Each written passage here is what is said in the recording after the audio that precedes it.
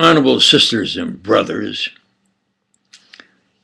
honestly, I present my true facts, and you have to be honest and accept the truth.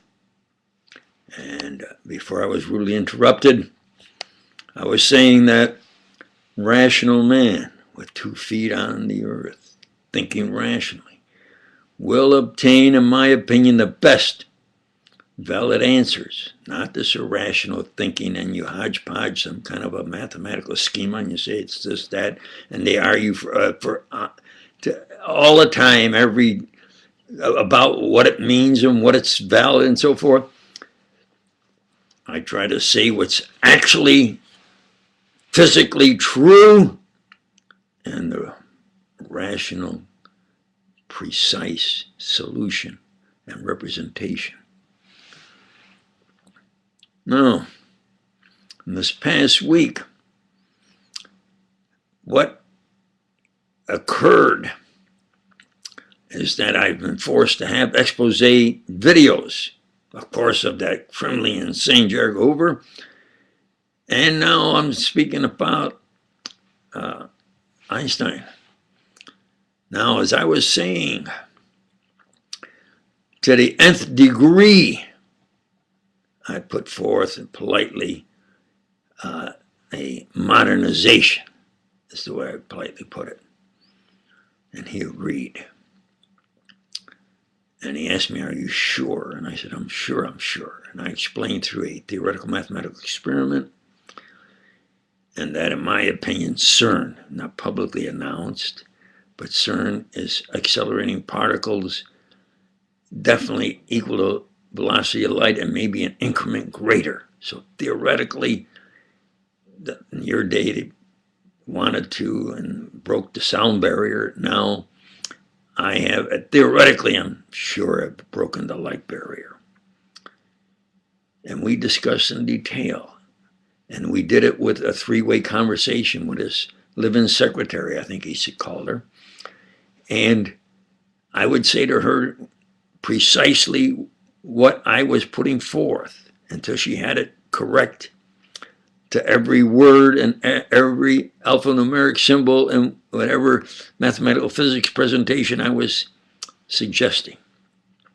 Then she would talk to him in German. And then when he was sure, he would talk to me in English. And that's the way we did it. Now, this is what he said. He said he's going to study my bold concepts. And, but he said, they told me not to work with you. And I got a little angry.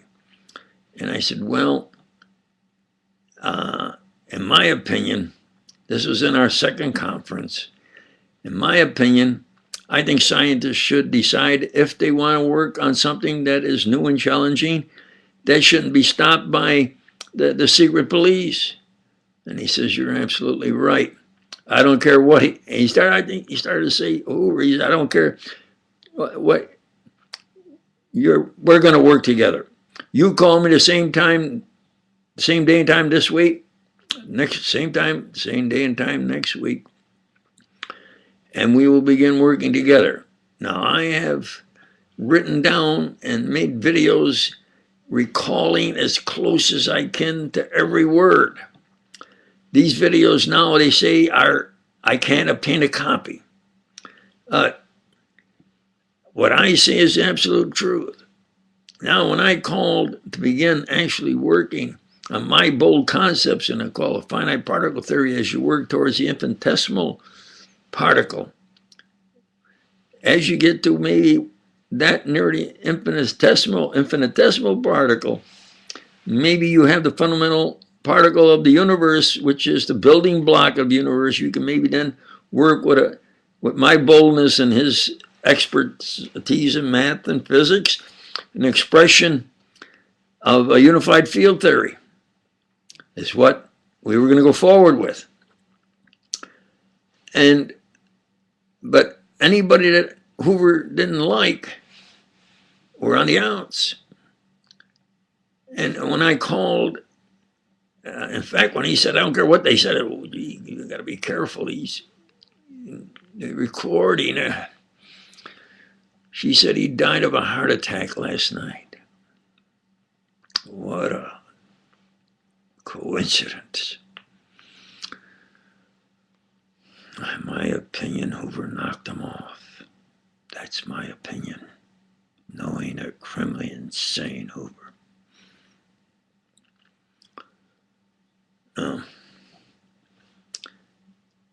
Since that time, I have put forward at least a half a dozen variations, and always it's basically as I wanted to present then, and that's an infinitesimal particle, and as the fundamental building block. Now, what I want to emphasize is that when I do my work, I start, when I say from scratch.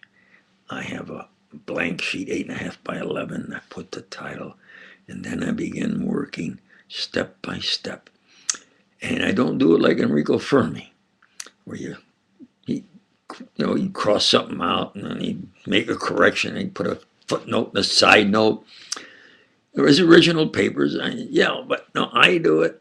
And when I get done with that page is going to be just the way I want it, with no cross-outs, no footnotes or side notes, just the way I want to present it. And I have a unified field theory that I think is really valid. And through the years, they have essentially gradually worked towards that. Now,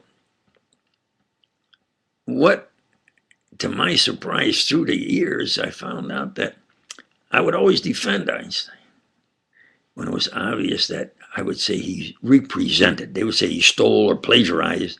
I said, well, he represented someone else's work. Like, of course, you had to say he represented Fitzgerald and Lorentz length contraction, because he used the Lorentz's transformation equation, right, of course. And then there was Philip Leonard. He had to know of Philip Leonard. He was famous, and Philip Leonard was in his area of Germany, had to know of him. Maybe he had met him. He certainly knew of his work. Philip Leonard won the Nobel Prize in 1905. In 1902, Philip Leonard put forth the absolute solution and demonstrated the photoelectric effect, monochromatic light, violet light. It was the energy of the wavelength. The shorter the wavelength, the greater its energy impact to eject a photoelectron. The monochromatic light is violet light on a zinc plate, a photoelectron. And that's essentially the solution of the photoelectric effect. That's the only one Einstein won a Nobel Prize on, is that work. In fact, mathematically, it's one hit and one ejection in the shower of a photoelectron. It's 1 to 1. His greatest honor he ever got was realizing it was 1 to 1 and not an exponential, always a greater exponential mathematical explanation for it. Just a work function equation. I give credit where credit is due. He had to give credit, more credit to Planck. He said, when they were trying to pin him, they say, they'd say he actually stole or plagiarized. He'd say, no, I never read their books. He'd always say book. He didn't read Poincare's book. Poincare was world famous. You had to know of Poincare. Impossible to not know of Poincare. #1 at that time, mathematical physics. Poincare in the 1904 St. Louis World's Fair, they had the World Science Congress at that time in St. Louis, Missouri, USA. He put forward relative motion, explained it, and the title was Relativity. Same title, same explanation, even towards transformation of matter. Poincaré was really brilliant, the best at that time. He had to know of that work. He said he never read Poincaré's book. He seems to have never read anybody's book. He didn't read De Petro's book. Well, De Petro didn't have a book. He had discussions. Now, this is what, I have to fast forward. This is what the true facts are. Olinto de Pretto, capital D-E, capital P-R-E-T-T-O. Olinto de Pretto. A Professor Umberto Bartocci, B-A-R-T-O-C-C-I, put a book titled Albert Einstein and Olinto de Pretto, the true story of the world's most famous equation, E equals mc squared. Absolutely proves de Petro's work, and he put it forward in 1903 in a science magazine, Ate. Then in 1904, he put it forward in the prestigious Royal Science Institute of Veneto, and that's the area he was from, and that's the area Einstein lived with his uncle in that area. And now Olinto de Petro's brother worked for Mr. Baso. Mr. Baso did industrial engineering and technical work, and Olinto de Petro's brother was a real close friend of Einstein, because Einstein worked with a sort of a senior man there at the Swiss Patent Office. He was Michael Baso. Who's Michael Baso? He's Mr. Baso's son. So, who's Mr. Baso? He's Olinto de Petro's uncle. So, Olinto de Petro's brother worked with their uncle, Mr. Baso, whose son was the senior and Einstein's best friend in the patent office. And they would visit their area where they were from together and talk about what was new and interesting in science. They had a little academic sort of club. Einstein was fluent in Italian and had to have read and known of Olinto de Pretto and his work and his E equals mc squared. Had to. But the few times they tried to pin him down, he said he never read De Petro's book. He said he never read Poincaré's book either. Poincaré got angry because Poincaré put forward relativity and Max Planck put forward the quantum theory where it's discontinuous bits into space radiated. Isn't that correct? Now, why didn't Olinto de Pretto say, hey, I should get credit? It's because Olinto de Pretto was shot when he was young and was dead, so he was not there. He was not. So when the world then says it's Einstein's equals mc squared, it's his, he never said, well, no, I'm from northern Italy, and I know a good friend of mine was Michael Baso, and who's a cousin of Olinto de Pretto, and we would have these discussions. He said he never read De Petro's book. He didn't have a book. He had his oral conversations and the papers he had, which he could read in Italian fluently. Isn't that correct? But still, they said, well, how can you prove? You can't prove he plagiarized their work because he never put a reference. And experts analyzing say the reason he did that was so that he could say it was his work, because he wanted to get a position as a teacher at a university. And if it was his work, then he had a better chance. That's the reason.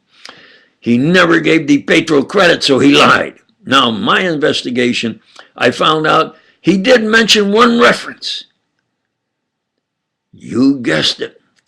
He mentioned that he knew private before Mr. Michael Baso. That's the truth, and thank you.